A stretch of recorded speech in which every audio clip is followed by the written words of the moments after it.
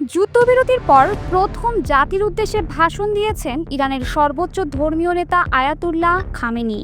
তিনি বলেন, ইরান কখনো আত্মসমর্পণ করবে না। বৃহস্পতিবার আল জাজিরার এক প্রতিবেদনে এ তথ্য জানানো হয়েছে।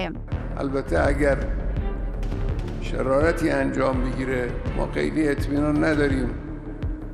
খামেনি বলেন, ট্রাম্প তার একটি বক্তৃতায় বলেছেন ইরানকে আত্মসমর্পণ করতে হবে।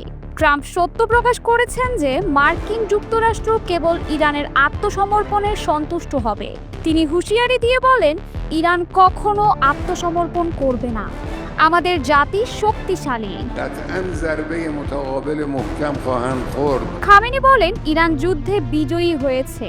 তারা আমেরিকার মুখে এক কঠিন থাপ্পড় দিয়েছে। যুক্তরাষ্ট্র এই যুদ্ধ থেকে কোনো সাফল্য অর্জন করতে পারেনি। তিনি বলেন, যুক্তরাষ্ট্র সরাসরি যুদ্ধে প্রবেশ করেছে কারণ তারা মনে করেছিল ইহুদিবাদী শাসন সম্পূর্ণরূপে ধ্বংস হয়ে যাবে। এজন্য তারা এই যুদ্ধে জড়িয়ে পড়েছে।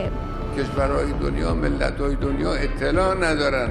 এর আগে এক্সে এক পোস্টে জায়নবাদীদের বিরুদ্ধে জয়ের জন্য অভিনন্দন জানান। তিনি বলেন, ভ্রান্ত ইহুদিবাদী শাসনের বিরুদ্ধে বিজয়ের জন্য অভিনন্দন। ইসরায়েলকে উদ্দেশ্য করে তিনি এমন বার্তা দিয়েছেন। তিনি শিগগিরই জাতির উদ্দেশ্যে ভিডিও বার্তা দেবেন বলেও পোস্টে জানানো হয়। که در داخل کشور فتنه راه بیندازن। বিভিন্ন সংবাদ মাধ্যম জানায়, ইরানের সর্বোচ্চ ধর্মীয় নেতা আয়াতুল্লাহ আলী খামেনি তেহরানে তার নিয়মিত বাসভবনে অবস্থান না করে নিরাপদ বাংকারে অবস্থান করছেন। তবে যুদ্ধবিরতির পর থেকে তার আর কোনো খবর পাওয়া যায়নি। বিবিসি জানিয়েছে, দীর্ঘ এ যুদ্ধে দেশটির পরিবেশ অনেকটাই বদলে গেছে। ফলে প্রকাশ্যে এসেই দেশের পরিস্থিতি দেখে বড় ধাক্কা খাবেন খামেনি। اینی که می‌بینید تو خیابان‌های اروپا و حتی آمریکا এদিকে ইরানের সর্বোচ্চ নেতা আয়াতুল্লাহ আলী খামেনি দাবি করেছেন, যুক্তরাষ্ট্র যুদ্ধে প্রবেশ করেছিল কারণ তারা আশঙ্কা করেছিল যে যদি তা না করে তাহলে ইসরায়েল সম্পূর্ণরূপে ধ্বংস হয়ে যাবে। বৃহস্পতিবার নিজের এক্স অ্যাকাউন্টে এক পোস্টে তিনি এসব কথা বলেন। এ নিয়ে খবর প্রকাশ করেছে আল জাজিরা ও the Times of Israel. Ayatollah Ali Khamenei আরও বলেন, যুক্তরাষ্ট্র এই যুদ্ধ থেকে কোনো সাফল্য অর্জন করতে পারেনি। এখানে ইসলামী প্রজাতন্ত্র বিজয় লাভ করেছে, যা যুক্তরাষ্ট্রের মুখে এক কঠিন থাপ্পড়। علیه رژیم صهیونیستی شعار میدن به خاطر اطلاعات محدود اونهاست। খামেনি যুক্তি দিয়ে বলেন, যুক্তরাষ্ট্র সরাসরি যুদ্ধে প্রবেশ করেছে কারণ তারা মনে করেছিল ইহুদিবাদী শাসন সম্পূর্ণরূপে ধ্বংস হয়ে যাবে।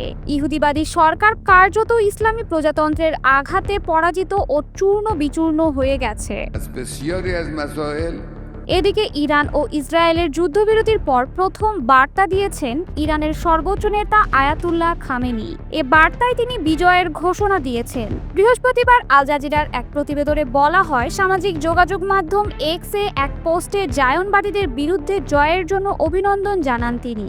البته اگر شرارتی انجام بگیره ما خیلی اطمینان نداریم। খামেনি বলেন, ভ্রান্ত ইহুদিবাদী শাসনের বিরুদ্ধে বিজয়ের জন্য অভিনন্দন।